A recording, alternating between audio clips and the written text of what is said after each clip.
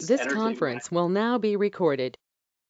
and to really listen to feedback, questions, ideas that we as a committee surely appreciate on these topics that we're very passionate about and near and dear to our hearts, but also to help be able to inform where the city goes with its comprehensive plan, as well as being able to shape some of our feedback as a committee. So I think there's a short presentation to be given by Paul Connor, our city director of planning and zoning this evening. And then it's going to be a hosted, facilitated conversation of what you've heard, feedback that you want to provide on these topics, and ultimately help shape the comprehensive plan and in the future, the guiding document for the city for decades to come. Great. Oops, wrong way. Well, thank you. Thank you, Tim. Thank you to the Energy Committee. Thank you to a number of people who are both in person here and online. A couple of quick logistical things. Emergency exits from this room. There's a stairwell and an elevator where you came up. There's also one immediately to, if you go straight out of this room towards the left. If the elevators are closed or you're unable to use them, there's also an area of refuge next to both sets of stairwells, as well as an emergency button there. Restrooms are also just straight out the door to your left. For those participating at home, we will be keeping an eye on the chat for the purposes of if somebody would like to speak. Also feel free, when our facilitator invites public conversation, to just turn on your camera or wave, same thing to folks in the audience. Tim, can I ask you to pull the blind next to you there, because I'm noticing that we're getting a pretty hard reflection, which is probably a little hard for folks at home. And I think that is it on the logistical end. Joe Segali is here as our facilitator. He'll take over in just a moment. But if you will bear with me for a couple of minutes, I'm going to give a little overview of the comprehensive plan, and then specifically energy and climate change, which is tonight's topic. So let's see if I can make this all work the way it's supposed to. Of course, now I need to get into the other screen. Share screen. Share screen. Slideshow from the beginning. All right. And I will sort of hide this. Put it up there. All right. City Plan 2024. Well, this should be advancing. There we go.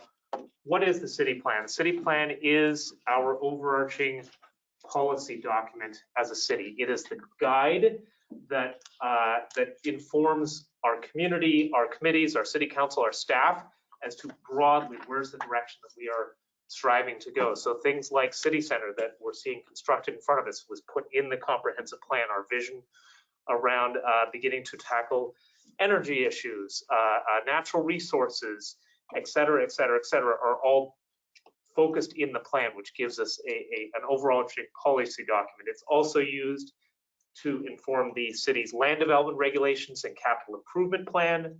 It supports grant funding, and it has a number of required elements as established under state statute.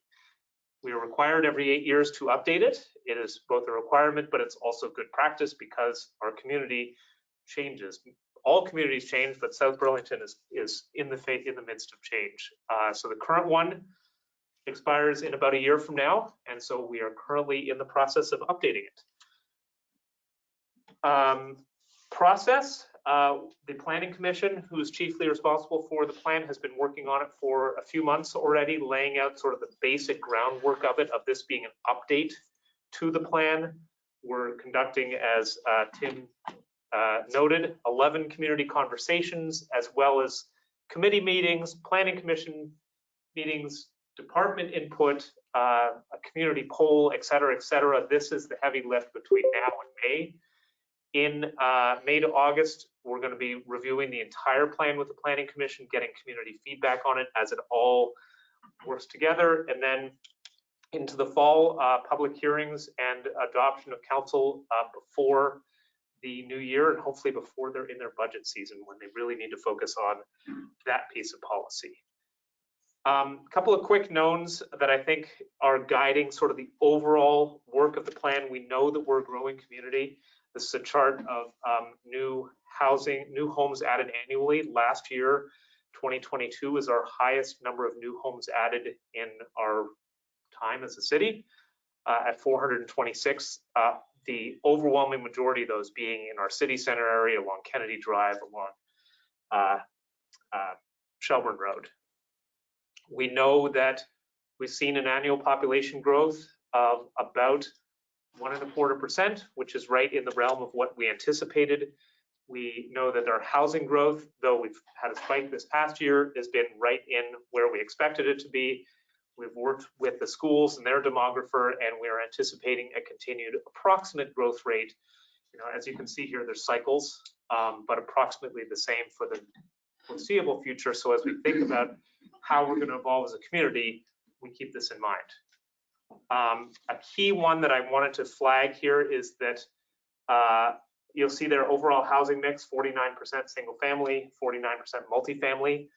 We're on the cusp of becoming a community where the majority of our housing, and then shortly after that, the majority of our residents live in multifamily housing. That was a big, big change from 35 years ago when we were bulk of folks living in single family homes. How that affects how we operate as a community, what our needs are for our residents, how we do transportation, what it means to have services, parks, et cetera, and of course, tackle the energy issues is transforming in front of our eyes. Some population also knowns. We're anticipating, as I said, continued population growth at a little over 1% annually.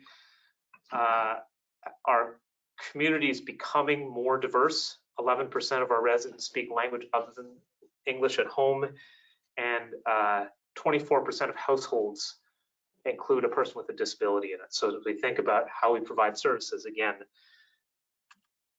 key changes. We have been tracking where new housing is taking place in our community. I apologize for those here in person that you're missing part of the graph on the right, but where housing is built is shifting also. We are shifting to see more of the new housing being built in the areas designated for higher intensity and medium intensity than our historic pattern, which is a reflection of the policies that have been in place in our community. Some knowns, we have about 750 households that don't have a vehicle. Our daytime population is bigger than our nighttime population. Big one from transportation, we think about this on the energy side. Of our population, only 2,600 people live and work in South Burlington. The rest either come into South Burlington every day or leave South Burlington. The majority, it's a very short distance. It's about 10 miles. 80% of all of our people who live in South Burlington work within 10 miles of here. But as we think about it, and we see that little chart on the right, functionally, people look at Inner Chittenden County as a single entity for how they use between where they live, where they work, where they shop, where they play. So thinking about that as we develop our plan of what our role is. Policy knowns, I think most folks in the room here know that the city adopted a climate action plan in 2022. That will be a part of this plan. This is an update to the 2016 plan, and so we've started with a lot of the same broad objectives, and we've learned a lot in the last 8 years. A couple of things specific to energy and climate change. For those of you who have read our climate action plan, this will look very, very familiar. But just going over it for those who may not have had the opportunity, we know our climate's changing. Average temperatures increased, winter has gotten shorter, precipitation is increasing. There are implications in Vermont and beyond, from health to natural resources to flooding to invasive species. We're seeing this. This is all in the climate action plan. It's also posted on our website. Anybody who'd like to review this presentation, please go to the South Burlington website, and it is posted right there today. Part of what the climate action plan task force that worked last year spent time beginning to tackle, but this is an ongoing subject, is what does equity mean? How do we address and tackle climate change in an equitable manner? And that's going to be a subject of discussion this evening. A couple of quick data points specifically on the climate that we learned from the climate action plan, the targets in this comprehensive plan. 65% of the emissions in South Burlington are from transportation and connected to land use. We know that's common throughout the country. It's a little higher in Vermont than elsewhere. Targets that we have in the climate action plan and we anticipate being in the comprehensive plan are to reduce gas vehicles and replace them with plug-in electric and plug-in hybrid vehicles. 75% of vehicles on the road in 2030 being one of those two categories.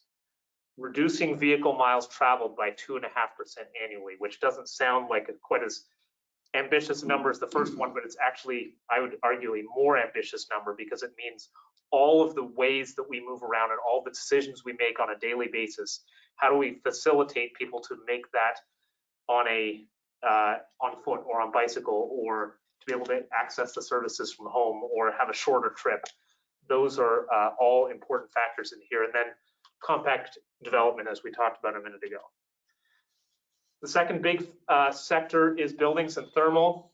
34% of our emissions key targets are to weatherize homes, electrify homes, reduce emissions from existing housing, and to have new homes be carbon-free by having them not using fossil fuels. Starting next week, new housing in South Burlington will be required to have their primary heat source be fossil fuel or free or renewable energy sourced, as adopted by our city council late last year.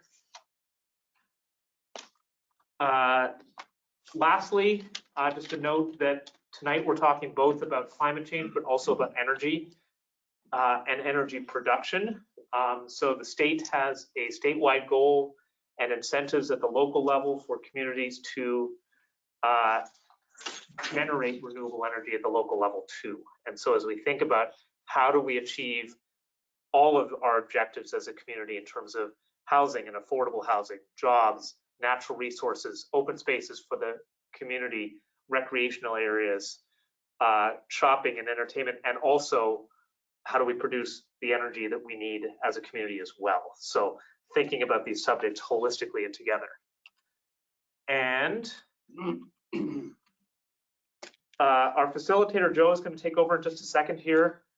These are the 4 main goals of the comprehensive plan as in the draft for 2024. There's a lot more detail under each, but they are to be inclusive, fair, and just, human-focused, climate resilient, and opportunity-oriented. There's a great deal more detail in each of these, but just for the purpose of a PowerPoint, we put them into these categories, and Joe's going to lead us through a conversation sort of focused around these major themes. What we're challenging the community and ourselves to do in the plan is, as we think about each of the different topics in the plan, how do we hold these 4 core values central to all of them?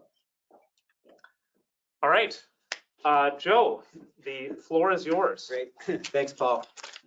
Hi, everybody. My name is Joe Segali, I guess Facilitator Joe, as Paul just referred to me. That caught my ear because whenever we go on vacation, I'm like either Florida Joe or Sedona Joe or wherever we happen to go. That's what I always tell my wife. Tonight, I'm going to have an exercise. I'll explain how we're going to get an online exercise in just a minute, but that'll be a quick kind of warm up just to kind of tell you where we're going. It'll probably take about 10 minutes. And then we're going to have an open discussion about the 4 goals that Paul just put up there. And then how does that relate to climate and energy? And I'll be walking you through this And you know, these are just typical discussion ground rules: be kind and civil, and you know, value diversity of views. Direct comments towards me. It's not unusual for people to kind of want to go back and forth, but we try to kind of keep it coming up this direction, and critique ideas rather than individuals. And so far, this hasn't been a problem at all. Not surprising, because you know, we're here and we're working on a plan. It's about the future of the city, and so it's a great opportunity to all work together. Can I move this forward? Yeah. Okay.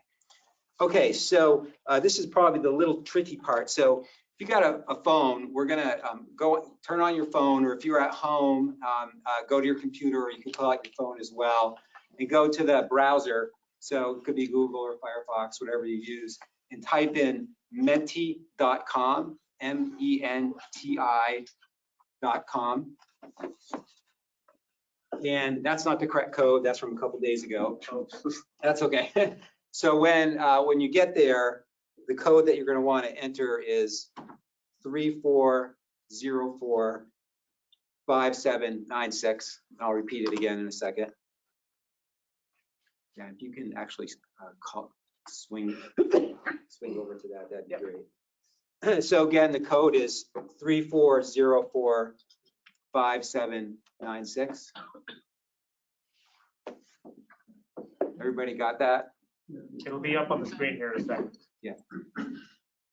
Okay, yeah, there's the code again at the top. Okay, great. Can you give folks a chance to Yep. plug that in? Has a couple minutes here, or a couple seconds.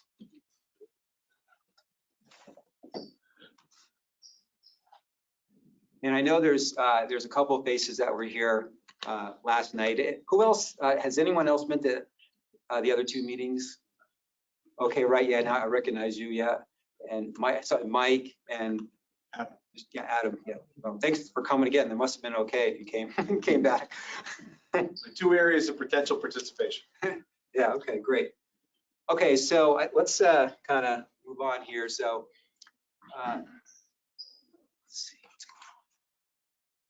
Just click on the slide somewhere. Should be the keyboard. So the first thing it's going to ask you is your name. Feel free to skip that. That's not necessary. You can enter it as well if you want to, but we're going to go to the first question, and this is just a general question to get you warmed up. What activities do you do in South Burlington? And you can pick all of the answers that are appropriate for you.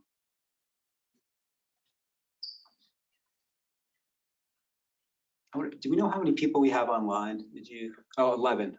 No, there's 11 doing the poll. Just curious. Yeah.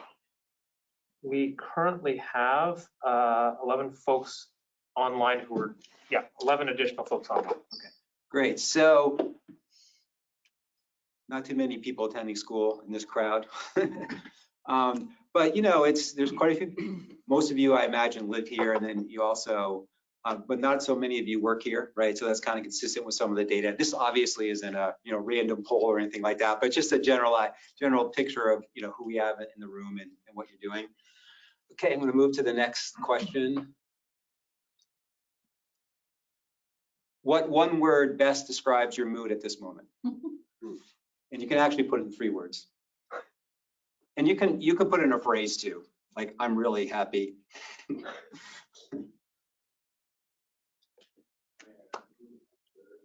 Is everybody getting to that okay?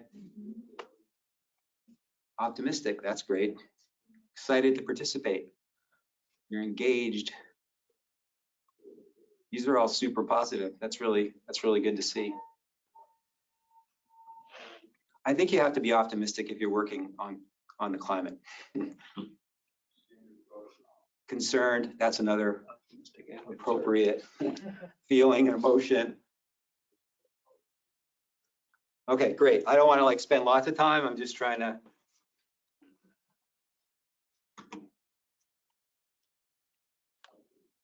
We have a few more of these. What does tonight's theme, climate change and energy, mean to you in the context of South Burlington? Same kind of, you can enter in 3 different entries.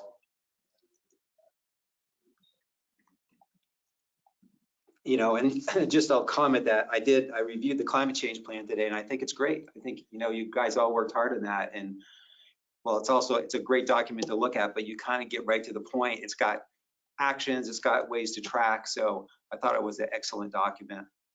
And you know, I retired from the state of Vermont at the end of June. I worked with the Agency of Transportation. I was involved somewhat in the state's climate action plan, but it's great to see it being done at the municipal level, because I think there's lots of opportunities here. So future change, sustainability, challenge. These are all great responses. Hopeful. Great, I'm gonna keep moving.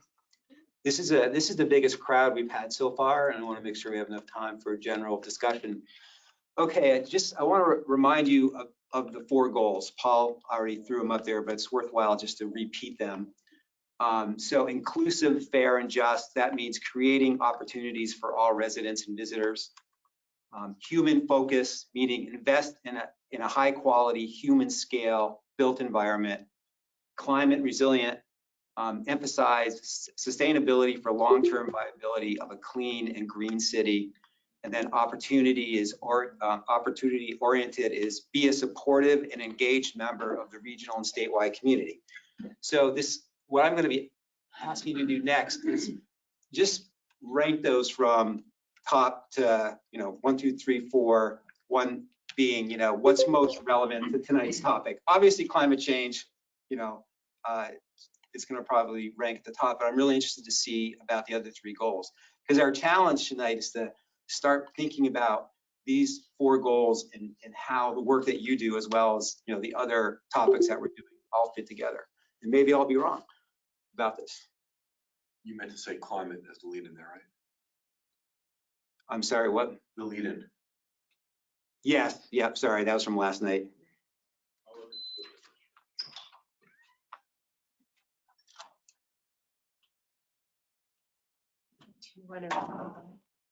Pardon me? So is when thinking Can you about, repeat what that should be saying for those who might have Yeah, not so when caught that? thinking about climate change and energy, which goals are most relevant? Which of the 4 goals are most relevant? so ignore the text. Rank them all. Yeah, Right. which is most relevant? Joe, can you Ignore clarify what's what above. to do with the sentence that's up there to ignore that? That was Yeah, just ignore the sentence.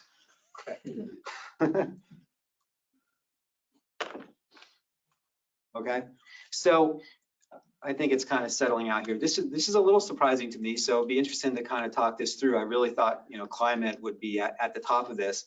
So human focused came to the top, climate resilient, and then inclusive, fair, and just. And you know, they're pretty close actually.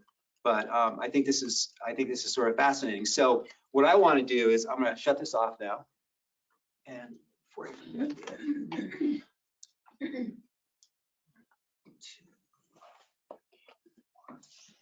okay.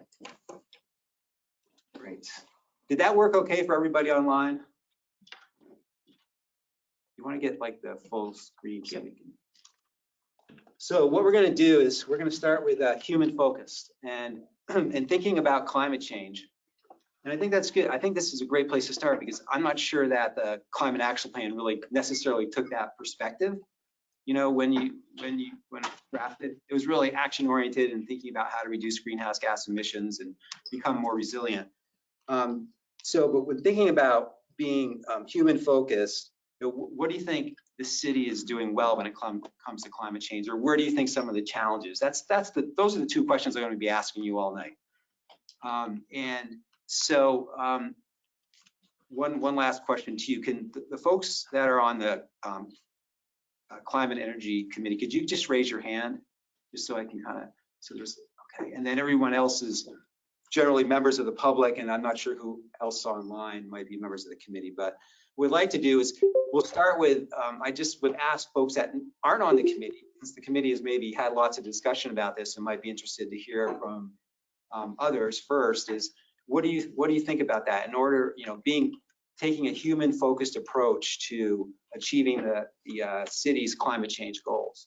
So again, being human focused means invest the high quality human scale built environment. Anybody have any initial reactions to that? And if not, we'll just open it up to everybody, but You want, yes, sir. you want to exclude people who are on the planning commission who are on the climate action No. task force? Are you on the planning commission? Yeah. No, just go ahead. Yeah, no, we're not gonna be, I'm not gonna crack a whip that much, but I think, yeah, please go ahead. Well, my view is that we have got strong environmental protection standards that would help us meet those objectives. In the city itself does? Yeah. Okay, great. Someone else raised their hand. Yes. I guess my take on human focus being on the top of the list might have something to do with affordability and how that's, how climate action is implemented with affordability in mind. Right. Which can, overlap with the inclusive, the equity goal, I guess I would call it, just to kind of boil it down to one word. And that was discussed in the climate action plan, and it's sort of a framework for how to address equity, which is, getting vulnerable people more involved and helping to sort of lay out the plan. So also, again, on the human focus question, do folks have any thoughts? This, the person whose picture is up on the screen wanted to say something? He's on the committee. Oh, okay. Yes. Yes, I think the human focus also talks about how people get around. Right? So instead of getting around Right. the cars, get around on foot, by bike, it talks about, transit, right, serving places where people live. So because transportation is such a big share of our emissions, it makes sense to focus on getting us out of our cars. Right. Right. And so how's the city doing in that regards? Is it doing well? Is there room for improvement? Did someone raise, sorry? Yes, Just keep going, I'll take care of it. there's someone that raised their hand on. Yes. To follow go up with the comment the gentleman said before, I mean, that was my understanding of the vision of South Burlington, 10 years ago, was to move towards this downtown go-to destination, one-stop shop, as you say, limit the amount of transportation you have to do by cars, more dense living, so many people can address their needs, whatever they are, social, purchasing by foot, by bike, in the whole idea of the bike paths. So, I see that as the integrated with this notion of, addressing the climate change challenges by the change of the way we do lifestyles, apartments, townhouses, more dense living. To me, that all seems, two peas in the pod, solving both problems at once, as well as emphasizing community. Great, thanks. What about anybody on the committee? Just jump in. Let's just kind of open it up. Any thoughts about what's working well in South Burlington on addressing climate change at the human scale? Yes, sir. Then I'll do you, and I'll get you in the back. Yeah. Well, I think that having worked on trying to achieve climate goals for really many years in different settings, you can't, the science is there, but the ability to get there is all human, is our ability to solve problems in our homes and our businesses. Right. And the two of them have to be married, or you're just never going to get anywhere. Right. Right. So you have to change, you can have all the big policies, but you have to change people's behaviors and the choices they make at the individual Well, level. even if it's not a matter of changing, but if you've already embraced the idea of doing it isn't easy. And one of the things you find when you set out to achieve a pretty significant climate reduction goal is that it's a difficult thing to figure out. It is. Yeah. Yes. Thanks. And, Yeah, sir, then I'll get you in this.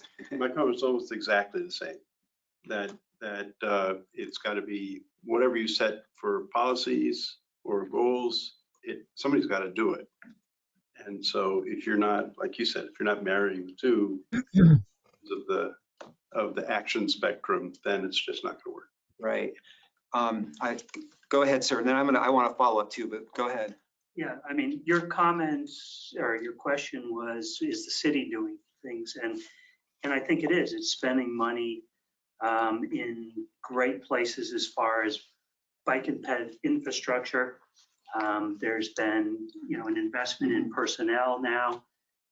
Just take the TIF project or bond vote that we're going to vote on next month as a community, and all of that infrastructure that's going on with that. There's so much that supports bike and pedestrian and better circulation within the city. Right. So accessibility. Yeah, in my 30 years or so in transportation, in that time frame, it's been great to see the shift and the growth in bike and ped. And South Burlington's been leading a lot around the country, in the state. Yes, sir. Yeah, I think we're definitely making progress. Just in the 15 years that I've been here, I've seen a lot of positive improvement, but we still have a long way to go. One of the metrics I like to use is to think about if you've got a 10-year-old kid, would you feel comfortable sending them out to the grocery store? Crossing the roads, crossing the sidewalks, riding their bikes, locking their bikes up. Can they get there and home safely? Right. In many ways, we fail that test. Right. Yeah, that's a great qualitative measure. There's actually quantitative ways to measure that too. What about, another way I could ask the question is maybe when I said the city, it's maybe not just city government, or government in general, but what about just the community at large? Is there a role for the community at large to, address climate change in a human scale approach? And I'm asking the question without really knowing how, because I generally think government is kind of leading, but I guess to this gentleman's point, there does have to be kind of change at the individual level too.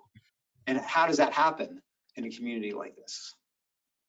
Well, there are public hearings that when these matters are being considered. So input from the citizens is crucial, and that's where some of the ideas come from, and help the administration or the city government move in the right direction. Right. Among the human scale things that we've got is that there should be green open spaces between and around city core, outside. I think my parents came from Europe, and in particular from Germany, and look at how the developments there are small towns with a lot of green space around them. Right. And in the next one, so they don't let them expand or sprawl. They have a defined development area, then there's an open space, and some miles or tens of miles away is the next town or village which has the same idea, that you have a development core beyond which you don't sprawl. Thank you. Sorry, 1 second. Was there someone online that wanted? Yes. Yeah, may I add something? Yes, please do. Yeah, I am Ahmed. I am a member of the Energy Committee. Yeah, actually having this plan human-centered, this is the new trend in science, specifically in ecology. They call it human-coupled ecosystem because they have found out that they have ignored the human factor for too many years, because there is a great influence of the human in all ecosystem you can imagine. And with the climate change is making the situation more critical. So there is now big talk and debate on science about this interaction between societies and the ecosystem. So I'm happy that this plan is a human-centered. So answering your question about society involvement, this is, as I said, the new trend. Where is the interaction between the societies and the ecosystem, specifically the human ecosystem? Because here we are talking about a specific type of ecosystem, which is the human or urban ecosystem. The answer is involvement. Societies, NGOs, actors, stakeholders have to be involved in determining the trade-off between their needs and the ecosystem and the implication of the climate change.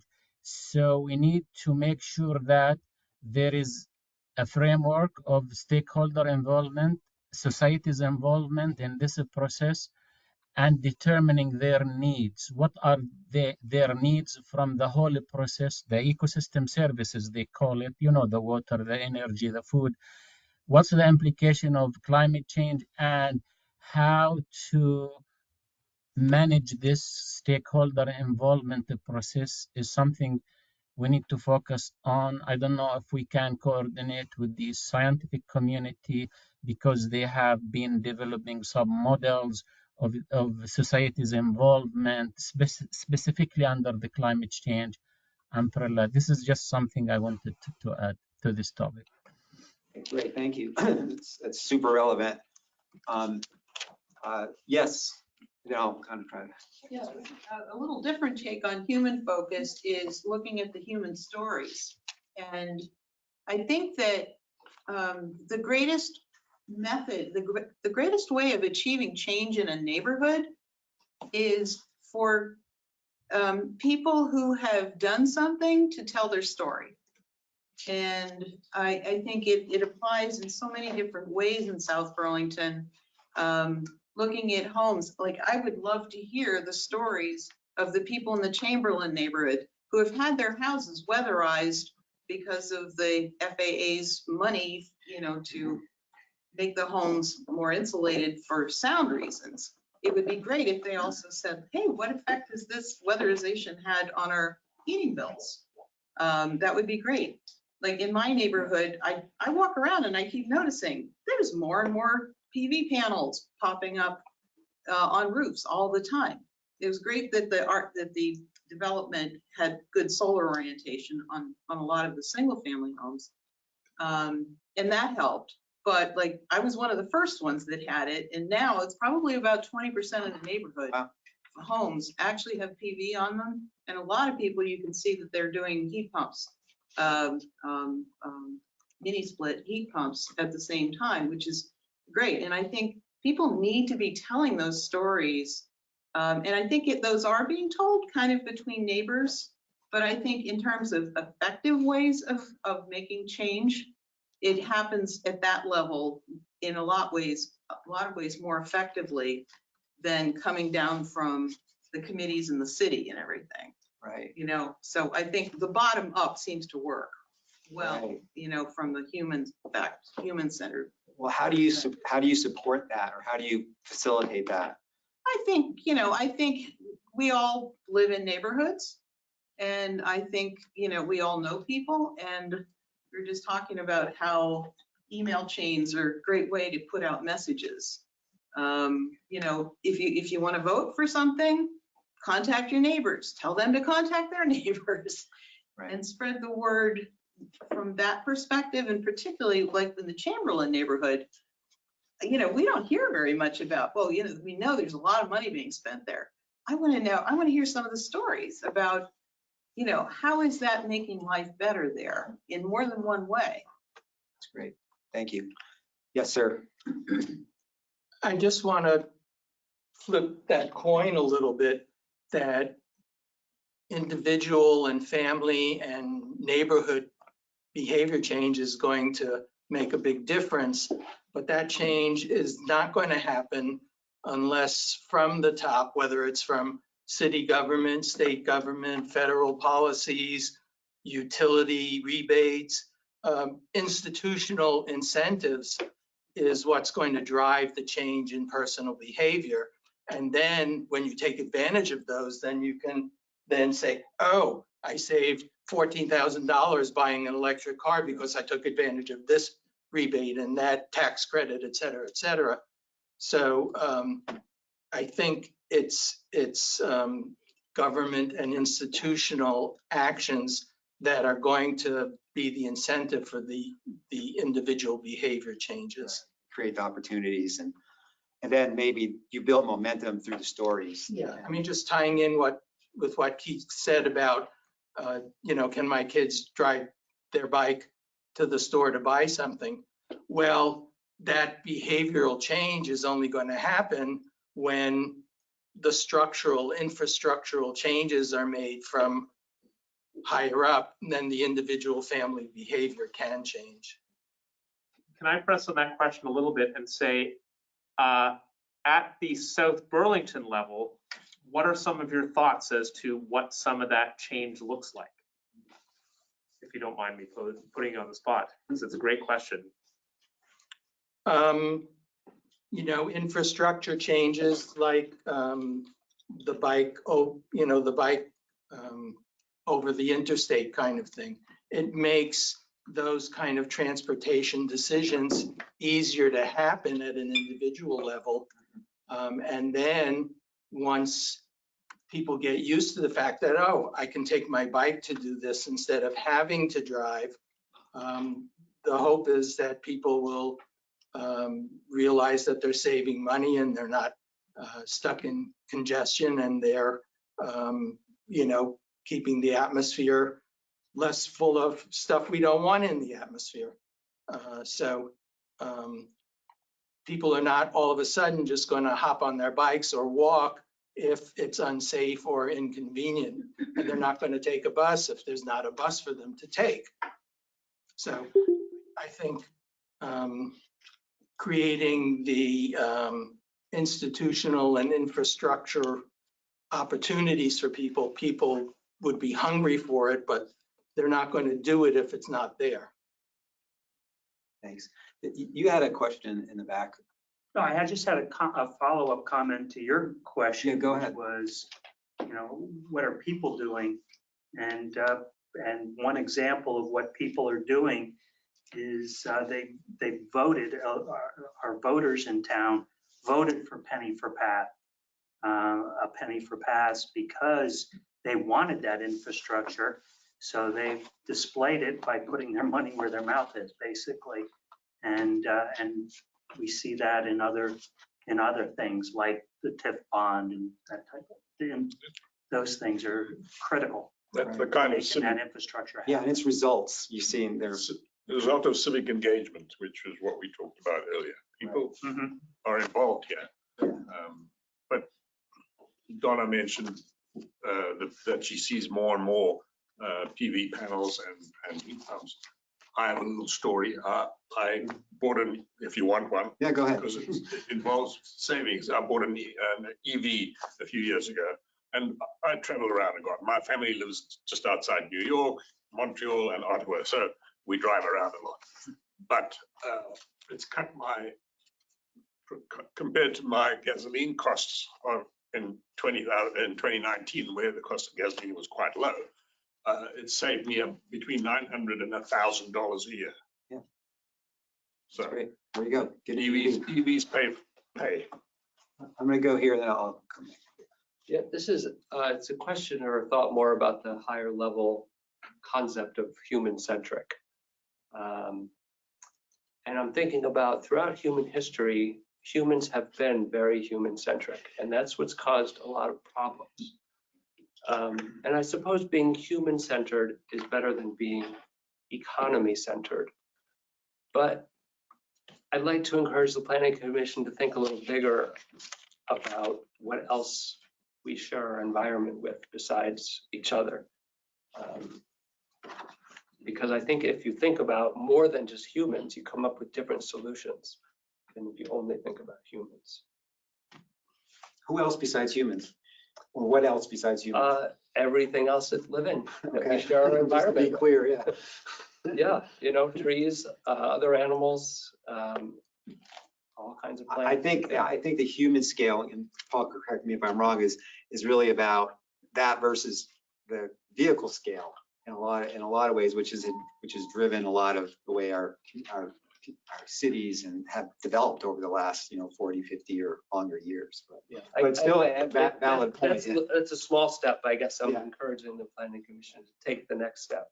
Yeah, no, I'll just jump in quickly and say, Keith, that's a great comment. As Joe suggested, it's a intended evolution from thinking of our community as a bunch of physical parts, buildings and streets and infrastructure, that it is a place of people. And your feedback is excellent, so thank you. Thanks. Sir, yeah. So I mean, in economics, we think of people as individual actors, very greedy, wanting the best for themselves that they can get, right? And that's general human behavior. Right. promoting a sense of personal responsibility in subject matter like climate change is a matter of education, right? And as people understand what their personal responsibility is and what choices they have that they can make, then the city tries to provide policy and a path forward to make changes in infrastructure to accommodate that and create opportunities, right? So without an ice bike path network, you wouldn't be able to ride your bike to a lot of places easily. If you didn't have good mixed use planning next to a grocery store, you don't have the opportunity to get out of your apartment and walk down over to Shaw's or over to Price Chopper or Hannaford's, wherever it is, from City Center or from the Odell Apartments or the Eastwood Commons 1 and 2 on Farrell Street, right? Really dense urban environments where people can walk everywhere they want to. And then at the same time, the inclusivity part is that it's great that you've got a Tesla, but there are a lot of models out there that need to be lower price and they have to go to an apartment and they have to be able to charge at the apartment. So the city has to provide that policy on new construction to make sure that the apartments have got level 2 charging stations that people can actually plug into. So again, it's like, I would love to do X, but I can't do X because A, I don't have enough money. I don't have the opportunity. The charger isn't there. I can't get from point A to point B. And these are the types of things that the plan is going to help us to understand what we need to move forward in the future, I would hope. Right. Do you mean the climate action plan or even the comprehensive? No, there's the whole comprehensive plan, but this is just one part of it. Right, right, yes, right. Yes, sir. So, I think this is all correct. I think the stories are really important. I think that the policies and infrastructure to make it all happen and create the opportunities really important. But I still think there's a really big role in, like, we won't get close to solutions unless we're somehow all engaged. And I mean all. I don't just mean the people that show up at hearings and, vote even, but everybody. And I think almost like, well, how do you tell, like if people start changing their lawns from grass to perennials and, carbon storing plantscapes and things like that, totally independently, and they make those steps. I mean, that's just one little example, but how do you get, one of the things that I find challenging is thinking about how to get to that point where everybody is engaged. And then the question related to that is what does the city have to do with that? And, is the city just about making policies and incentives, or the state, or the feds, or whoever makes those incentives, or,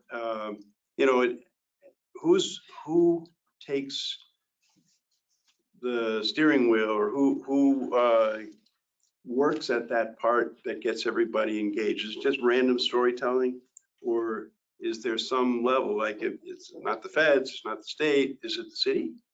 Is there some level below the city that connects with people? And I don't think there is.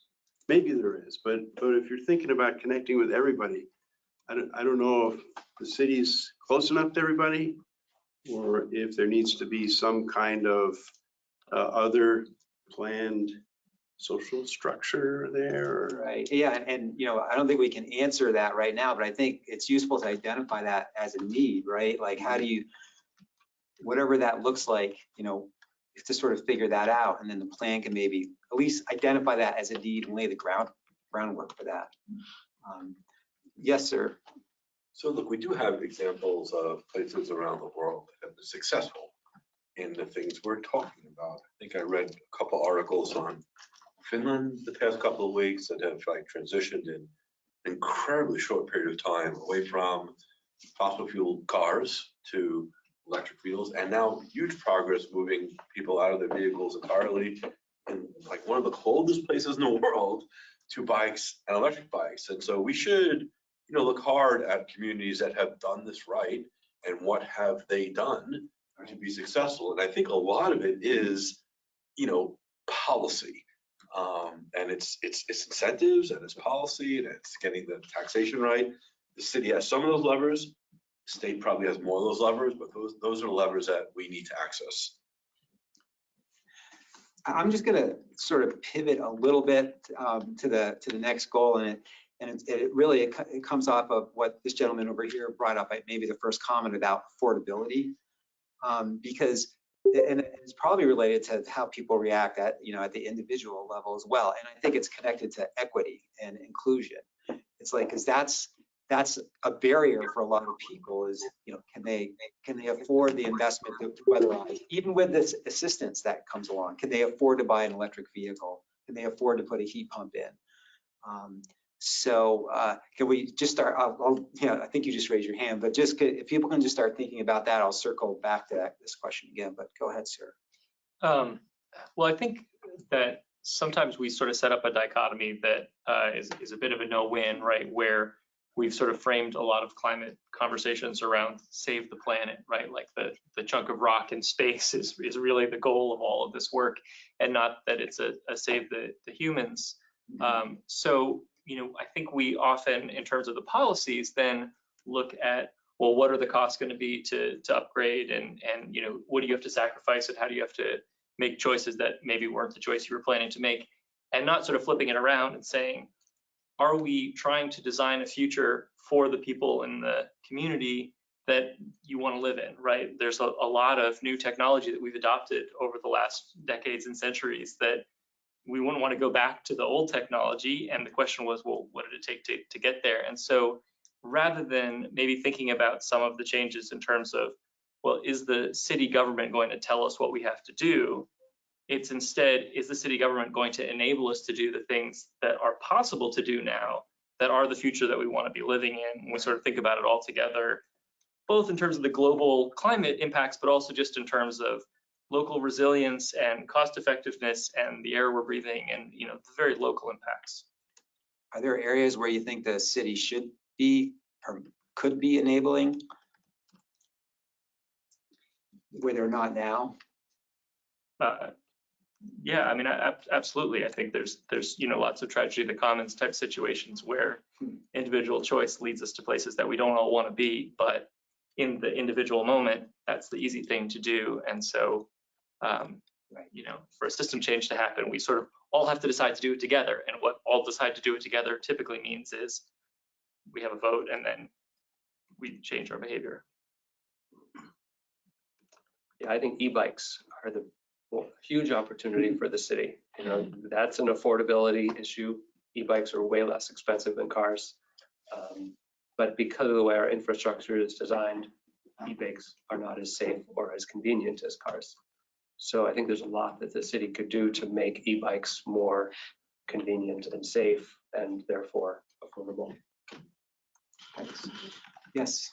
I've got like a lot of thoughts going through my head, but the first one is incrementality, in that we want to save the planet, but we're probably not going to do what they did in Finland. But the incrementality of putting in heat pumps is tremendous, and photovoltaics are another thing. I think the city, with going to a requirement of renewable heat sources in houses, why can't we say that all new construction has set solar on the roof when they're building all these houses? I look at the houses they're building on Kennedy, that huge development. All those houses could have solar on them. The same on Spear Street in Shelburne, when you go where the golf course is, it's been subdivided. Every house there could be south facing and have a solar panel on it. And the cost of doing that at construction is, I'm guessing 30 to 40% less than a retrofit. And over the course of it, it'll pay for itself. So that's one piece. But the other piece is that we're not going to change the suburban nature of South Burlington. We're not going to be able to, I shouldn't say we're not going to be able to, we could dream and do everything, but to take the suburban neighborhoods of South Burlington and put in buses, how many people are actually going to the same locations and being able to put that together? And then maybe it's sort of a tangential thing is I'm looking at the planned rezoning of the lakeside area in Burlington, and they want to create, I think it's 600 or 800 apartments, and they talk about not disrupting natural systems and leaving the natural environment in place, but they're putting in the Champlain Parkway, and the Champlain Parkway is crossing the Allensby watershed at the widest place that they could possibly do that. So they're taking a green path between, I guess, what's to the east to Lake Champlain, and they're completely bisecting that with a freeway, essentially. I mean, it's lower speed, but it's still a freeway, so. Thank you. Thank you. So think, oh, sorry, someone else. Yeah, go ahead, Barb. Hi, I just want to sort of jump into this discussion. I really like the word incrementality. I know we're not supposed to comment on other people, but. Oh, no, you can comment on it. Just don't what argue with him. I'm not going to argue with him. No, I'm going to support what he's saying. I was really concerned, somewhere I read that it talked about rapidly implement. And I think that if we're going to keep the human focus and we're going to make things affordable, I like the concept of let's have more people ride e-bikes, but we also have an increasingly older population. And I'm not sure that some of us in that population should be learning to ride an e-bike at age 77. So I think there are a number of things that we need to take. And I've attended each of these sessions so far from a remote distance across the country, and wish that I could be there to talk with all of you. But I think the word that I'd like to suggest is balance, and that we need to look at all of these things in balance, and the incrementality issue, and what are the options. On the other hand, I don't want anybody to interpret that as I think we need to move slowly. I think we just need to be careful about the word rapidly, because we might miss something along the way, or we might make South Burlington less attractive to new people to move here if we don't take a little bit of time to look at some of this. So for what it's worth. Thanks. Just one quick comment on that. And one of the concepts I heard on the state's climate action plan was moving at the speed of trust, whatever that is. But I think it's kind of your point. It's like, don't go so fast that you leave people behind and maybe you alienate folks. So. I like that a lot. Thank you. Go ahead, Ahmad. Yeah, Yep. also building on the same point, making South Burlington attractive and answering your question, what the city can do. I don't know what the city is doing in terms of securing more housing, especially for people relocating to South Burlington. When I came from Louisiana, I had to stay in a hotel for a month and a half before I found a place that I did not like a lot, because it was the only place available. Very expensive. The rent is $3,700, no options. And a lot of people from the same, let's say, ethnicity, because we get email from the Islamic Society of Vermont that a family is coming to South Burlington and they are looking for a house. Can you help? Because it's a crisis. And nobody can help because there are no options. So what we can do, and the city can think about it, is investing on green housing complexes or apartment complexes. I'm not talking about retrofitting project, because this is another thing under the greenhouses, or sorry, green buildings umbrella. I'm talking about real investment in new projects with new housing units, green totally. So we hit two birds with one stone. We contribute to solving the housing problem, and we contribute to the climate change by building greenhouses. I know this might not be the mandate of the city, but unless somebody correct me, it's the mandate of the city to invest or encourage or put some incentives for greenhouses.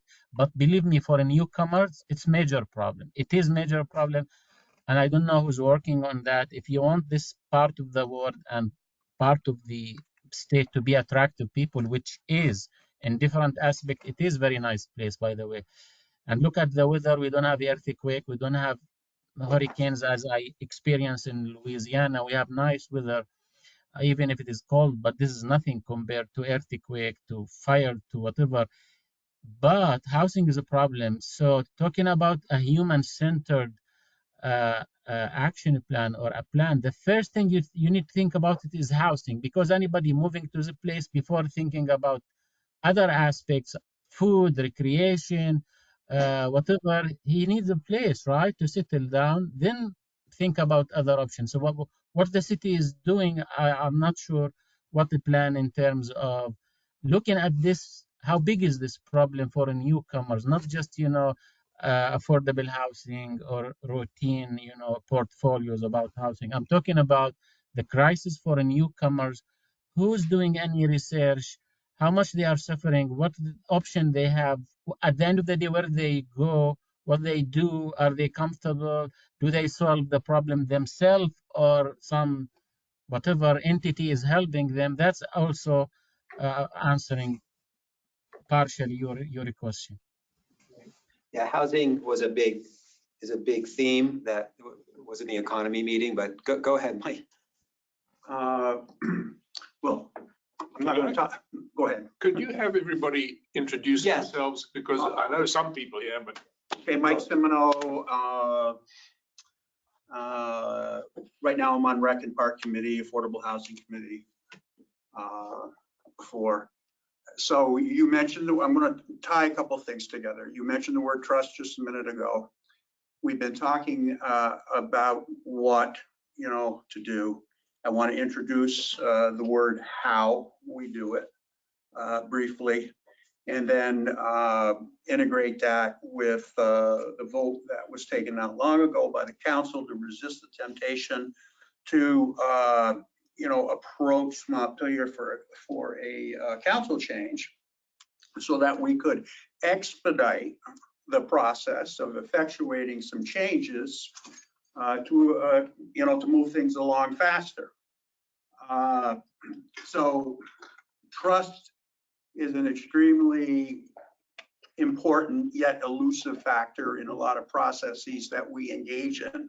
There's a lot of resistance to change if there's an absence of trust. And we find this with our government, with other large institutions, with large businesses, you name it. The lack of trust is a big problem with our ability to work together to effectuate change. And we've got to figure out how we can improve trust. Well, here we are, we're in just about the smallest state with the smallest population. We're in a modest sized community.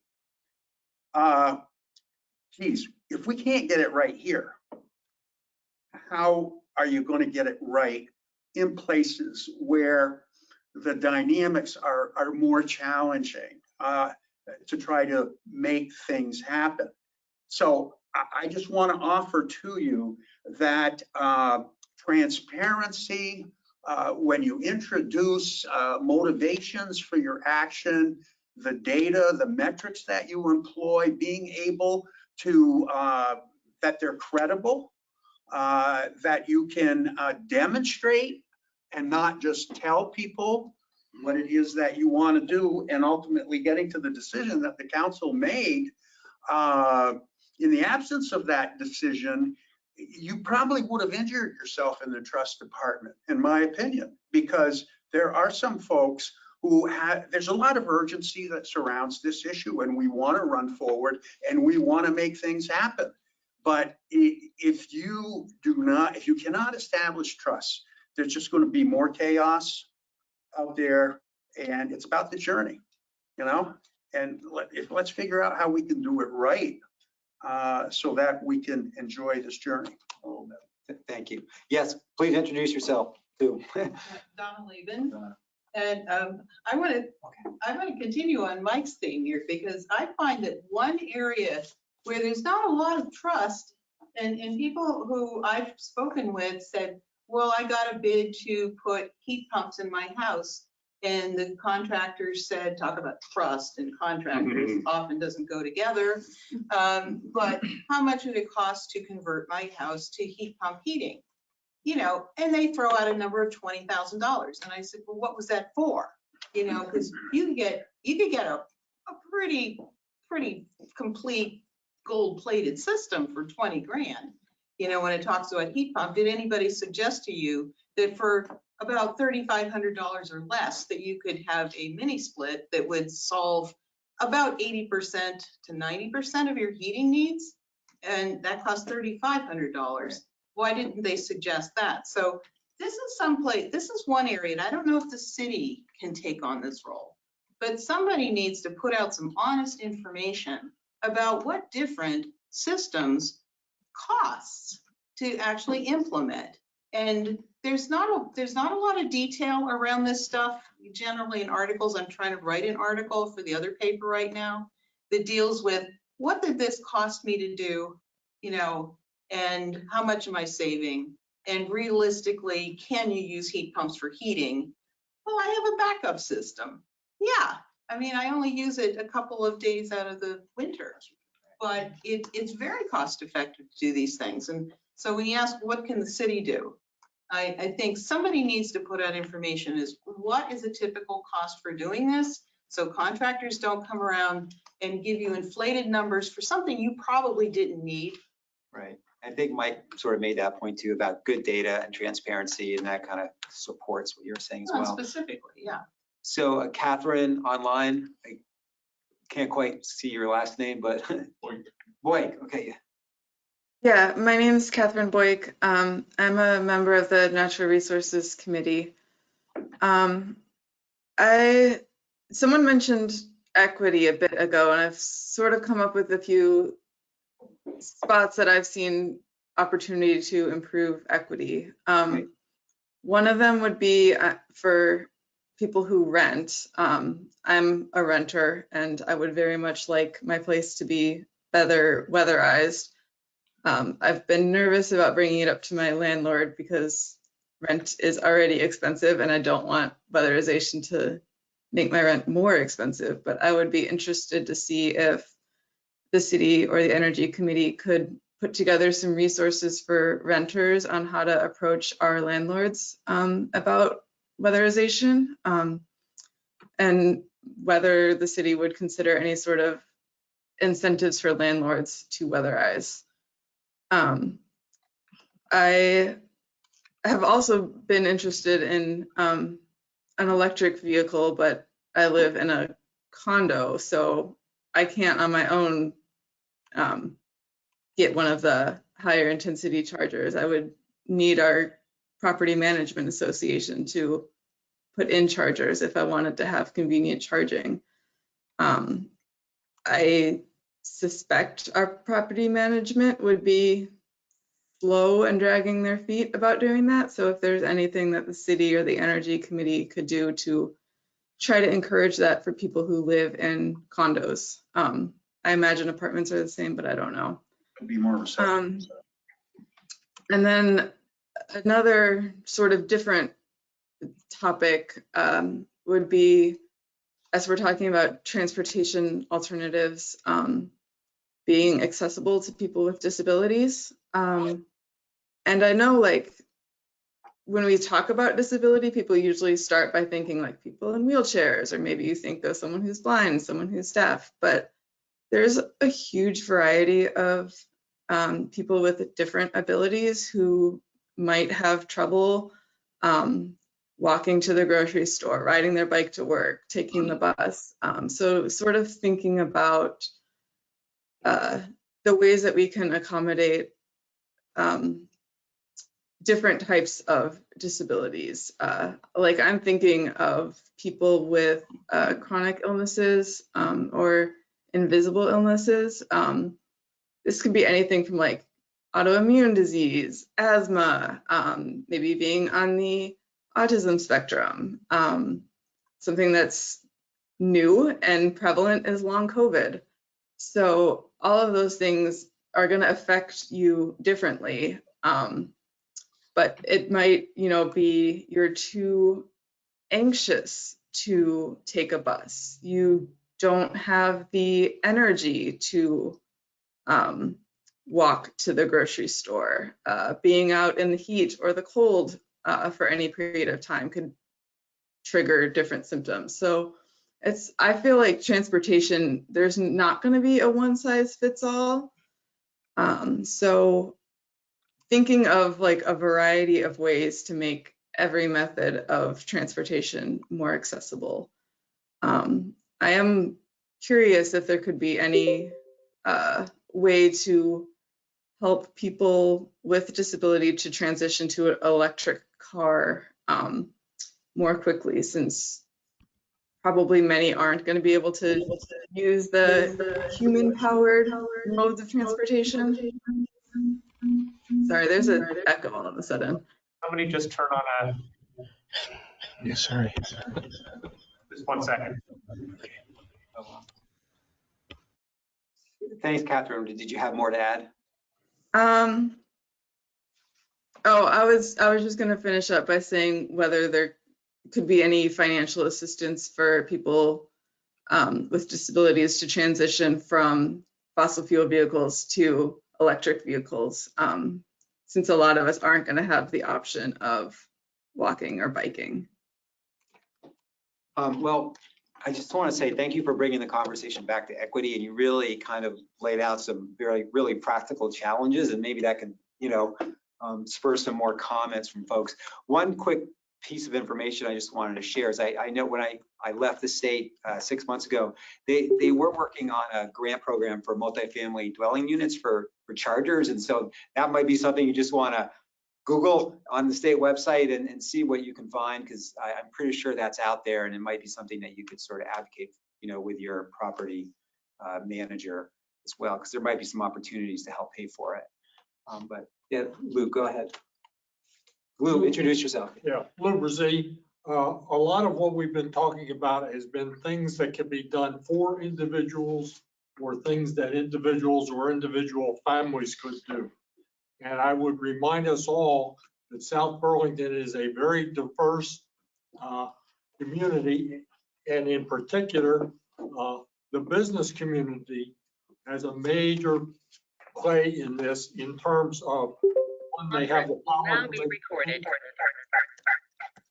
And secondly, the business community uses an awful lot of the energy. And therefore, it's not just a matter of talking to individuals. We've got them, and a lot of the owners of the business communities don't even live in South Burlington, for that matter. So it's a thing that's got to get integrated. Thank you. Yes. To just piggyback on that, schools too, and I think we do a pretty good job in South Burlington schools, but I have two littles. Last meeting, we were talking about the fact that, there's a bus program, but still you have like a lot of parents lined up in their SUVs, dropping their kids up every morning. And I admitted that I am one of those. Because it's like, there's a bus shortage or a bus driver shortage and all of, it's really hard for, I think, parents right now to kind of navigate that. So.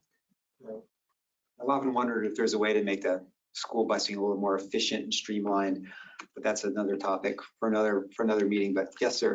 I can just offer the Efficiency Vermont has tremendous programs for landlords to winterize and insulate. So it's worth going to Efficiency Vermont and just looking at the landlord incentives on that. Right.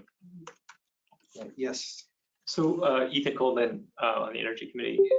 One of the issues from the equity perspective that is often underrepresented in forums like this, where in order to be here, you had to, get here and be able to take the time and childcare and all the other barriers that, it is easier now, right? That's actually a tremendous improvement. But I've been reminded with some stuff that I've been reading about how hard it is to have these conversations about taking action today for the community that we want in 5-10 years and the planet that we want in 50-100 years, when there are still people in our community who are worried about what's going to happen to them in 5 or 10 days if they can't make the rent, and the other financial challenges that a lot of folks in our community still have. Even as a relatively wealthy community by the stats, right? There's still a good number of folks in our community who are struggling with a lot of those much more near-term opportunities. So as we think about as a community and as a city, what we need to overcome in order to achieve some of our climate goals, part of what the equity burdens are along the way is not just, well, it's about, having a rebate for an EV or something like that. Those are good and important, but to just have the conversations and be able to bring folks who are currently struggling with near-term problems into that conversation and asking them to participate in it is very challenging. And so the more we can do to solve those underlying problems so that we can free people up to be able to have a conversation about what do you want to be doing about the future, because they're not worried about the present anymore, that I think really opens up the door for a larger portion of our population to be fully engaged. Right, but sort of lacking being able to solve all those underlying problems. I mean, how to get more people engaged in the process? Is there something that could be done that's a little easier than that? I mean, in terms of engagement in the process, typically, I think the recommendations have to do with identifying the very near-term burdens of if what's keeping people from being here is figuring out how to get dinner and childcare, then provide dinner and childcare. Right, thanks. Any other thoughts about, yes, go ahead and introduce yourself. Sorry. Keith Epstein, Energy Committee member. I was thinking about the equity and accessibility, and I think a lot of times the assumption that if we make things more accessible, it's somehow worse for everybody not disabled or doesn't need that accommodation. But I think it's actually the opposite often, is that if you make something more accessible for somebody with a disability, it generally makes things more accessible for everybody. So I just wanted to share that thought. Thank you. It's a change or attitude, or it's a positive attitude. Okay. One of the other goals, non-climate change goals, we can maybe hit that at the end, is just, it's opportunity oriented, which is being supportive and engaged member of the larger regional and statewide community. There's sub bullets under there about the economy, but it's also just about, I think, working with, other communities in the region or beyond. And the folks, what do you think about that as, connecting that with achieving what the city wants to do in climate change? How important is that? Do you have any thoughts on how to do that? And I'll just add on this subject area, I would say partners may not just be other municipalities, but others whose organizational focus is climate or transportation or what have you. So I just widen that a little bit. Like Efficiency Vermont or. What about organizations, businesses, or corporations that work in the energy sector? Sure. Partnerships broadly. Yes. Anybody and everybody that wants to partner. Yes. So I'm Andrew Chung, the Planning Commission, and I was on the Climate Action Task Force. But I think that's critically important. So we have a climate action plan. We've set ambitious goals for ourselves. But realistically, we all know that, if we work as hard as we can and we hit all those goals, it's obviously not going to mean anything for the planet unless other people come along with us on this journey. And so I think the critically important thing is, if we try something and it works, to lead and to try and syndicate that solution with our neighboring communities and hopefully let it snowball across the state and maybe the country. Then we have a fighting chance of addressing this tremendous problem. Right. Yeah, that's a new take on that. I hadn't really thought about being a pilot something and then spread it and then benefit from that as it spreads as well. Yes, then we'll. I think Project Drawdown is a great example of addressing the opportunities in climate change to create private businesses that then partner with, Project Drawdown is actually separate from government entirely. Can you explain what that is a little bit? Project Drawdown is an international research organization that publishes, you just look up Project Drawdown online, and it gives and updates it every year, a list of worldwide changes to a number of different areas that will lead to fossil fuel reduction and carbon reduction. That's the whole goal of the entire organization, is reducing carbon. And their focus is more on private business, because they said it's a lot easier to work with private businesses than to work with governments. And I think the business community really needs to understand that there is a need to partner. And even Efficiency Vermont, in some cases, has figured out that, there's private entities out there that need to accomplish the work that they themselves, as a government-sponsored entity, cannot do many of the things that private companies need to do. And I think local businesses, and certainly people looking for careers, need to start looking at Project Drawdown and look for opportunities to create an entire career that is going to really help their community and the planet. And the city needs to encourage those those business entities by partnering with them instead of like competing with them, you know, so the city shouldn't be doing something that private entity can do more cost effectively. Right, right. Great, thank you. Yes, did you have a comment? And what's your name, please? Yeah, Ann Mason, I'm with the Bike Ped Committee. So kind of in coordination with it, they're saying, like, I'm assuming that you all or we all study other communities and throughout the United States and their success or non-success. One of the reasons I say that is my parents are deceased now, but they lived in Reston, Virginia, which was a planned community. I was born in 1965, and their bike path system is just out of this world. I mean, it's just all over the community. You know, every time I went down there, I brought my bike so they could bike for hours. And there's success at that. Do we study other communities that have done that? What are some of their, what hasn't been successful about it? You know, there's still an inordinate amount of SUVs driving their kids for drop off in those areas when they have these beautiful, beautiful bike paths. So my question is, as much as we could be a pilot to other communities in Vermont and in the nation, are we studying, I'm sure, have we studied other communities that have gone before us or tried to go before us? Paul can answer that question, but I'm sure the answer is yes.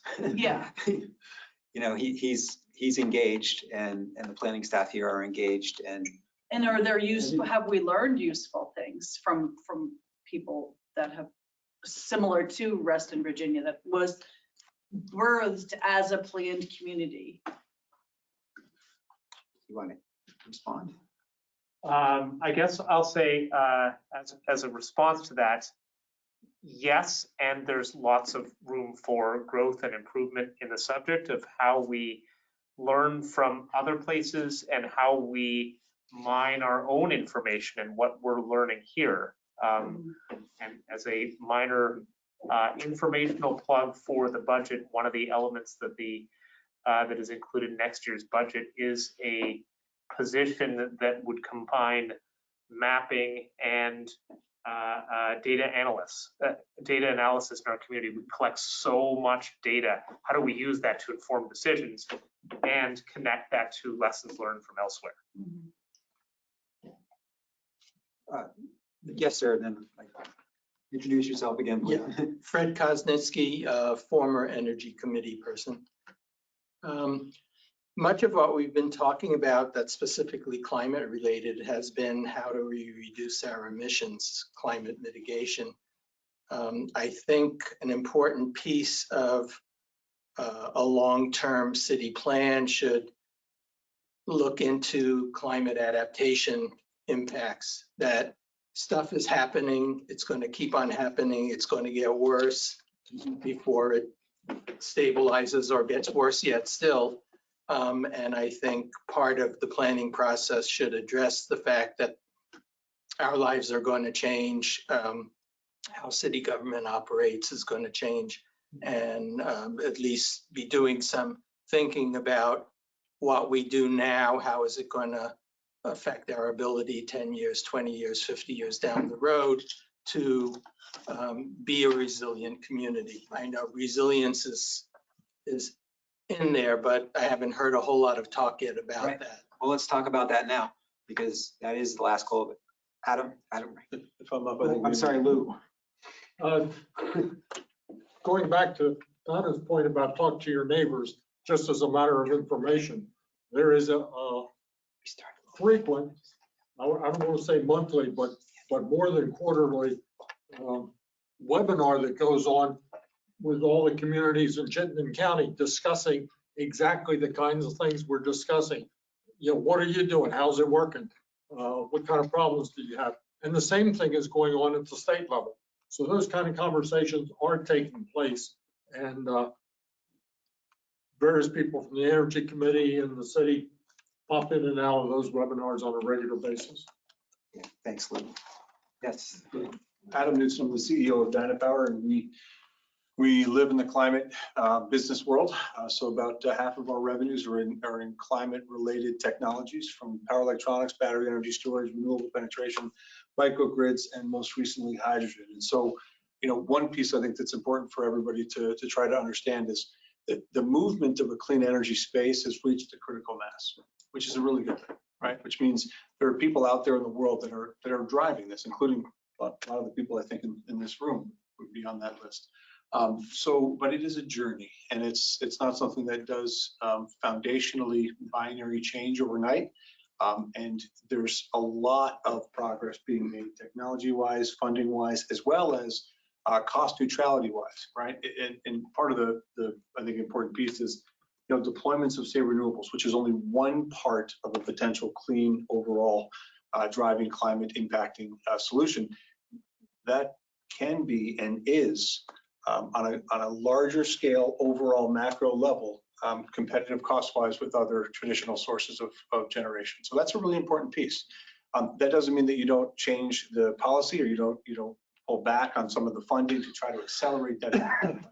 On a business case, at least my personal opinion is, you have a challenge, you have the technology to solve the challenge, you have to find the economic solution that works on a balanced, equity type basis for all inclusive. You can't put that on the backs of say low-income Vermonters in this community. But South Burlington doesn't have to solve this problem on its own. Right? The overall globe is moving toward this solution, and it's happening on a macro level in the technology, which helps drive some of the economics, which is one part of the solution. That's accelerating, it's picking up pace, which is a really good part of it. And it does mean jobs and sustainability in Vermont, inclusive of South Burlington. So I think sometimes it's really important to understand that some of these small steps that might be perceived to be small can accelerate and have a massive impact in the years or decades down. I personally don't believe that climate change is solved, that we will have finished all of the work that we need to do in our lifetimes. But we have, I think, a personal responsibility and a municipal responsibility to do our part in that process. And I think sometimes it can be a little hard to be pushing so much on the rock and it doesn't seem to move that much, but you should expect continual, kind of like, if you're continuing to accelerate, you're going faster and faster, even though it doesn't feel like, it's that much different than yesterday, when in reality it is. And I think on an economic side, if some of our economy is dependent on this and some of the people that get paid and are deploying technology, it's great if they happen to actually be in Vermont, let alone South Burlington. But this is having a positive impact. So I certainly compliment, I live in Shelburne, I spend most of my time working in South Burlington, but I compliment the city for having this as part of the challenge. And I think it's a responsibility to make sure it's economically, technology-wise, and policy-wise beneficial for this to continue to have a larger scale impact. And then we can be proud to say we had our part. Maybe one final comment on a city-wise piece. You were talking about the I'll say planned communities, right? Something that South Burlington might be able to do, right? Whenever my kids play baseball up at Cairns, play hockey, you drive by and you see South Burlington, the USA City of Trees or whatever it is up there. If there can be some level of known differentiation that South Burlington is doing something and leading that edge, either even beyond its neighbors or can get regional, national recognition for its commitment, you're going to find a lot of attention in South Burlington. I think that's a really good thing. Vermont gets that credit, a little bit of the East Coast, Silicon Valley, and some of our technology capabilities in Vermont. And so if we can maybe differentiate South Burlington within that space, I think we have an opportunity to get a lot of positive attention nationally. Thanks. It sounds like you're doing that already in your business, but yeah, go ahead. Just a quick follow-up, Adam, not to put you on the spot, but from the seat that you're in the business community, in the clean energy world, what can the city be doing to support the actions that you're describing are taking place in the private sector? But what role can we play to be supportive of it? I think, realistically, have a pretty limited role in the overall business impact aside to that. There are certain things that you can do to influence maybe localized policy. What we spoke of last night, the reason why I said I could maybe participate in two sessions. One, yesterday was economy and jobs, tonight's climate, since a lot of part of our business is in climate, it also affects jobs. So facilitating, employment coming to businesses that are in South Burlington. They don't have to live in South Burlington, although that would be ideal, but to support the ability to, say, import resources from the regional towns, that would be really helpful. That way that we can continue to drive our impact. Piece of, at least the phrase I like to say is, we can absolutely develop local, but we can export the impact, right? We can export the impact of what we're doing on the climate side outside of Vermont. That's business and that's policy. I believe that. So I think, Paul, a lot of that ends up being, we need to continue to support growth of employees and resources. And that also, I think, helps when you have people coming in. Yes, maybe they drive their cars, maybe they hopefully have EVs, maybe they can bike. We certainly have a Dynapower alternative transportation incentive program to try to get people to walk, bike, ride, whatever, carpool.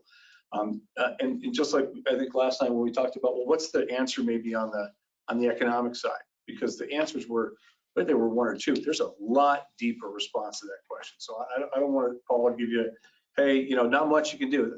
That's not a legitimately well-detailed answer. There are things that the city can do to support businesses that continue to try to drive and be good citizens on the energy side, as well as maybe build product or provide product that has that positive impact.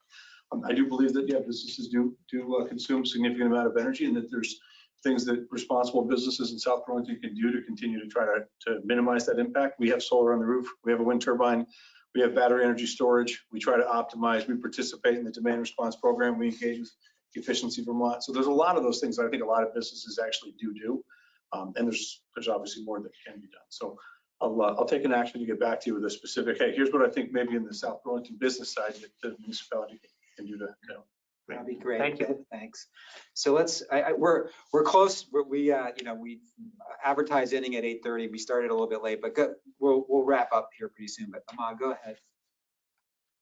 Yeah, a gentleman mentioned something about adaptation, climate change adaptation, and that's where I would like to add a lot, because that's my major.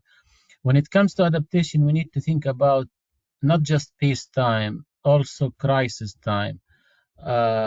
Are we, in terms of a city, are we an ad hoc city or a preventive city? Do we plan ahead for a crisis time in terms of adaptation? For example, I like to talk about the nexus, specifically water, food, energy nexus, because that's what I'm focusing on right now and doing a lot of research.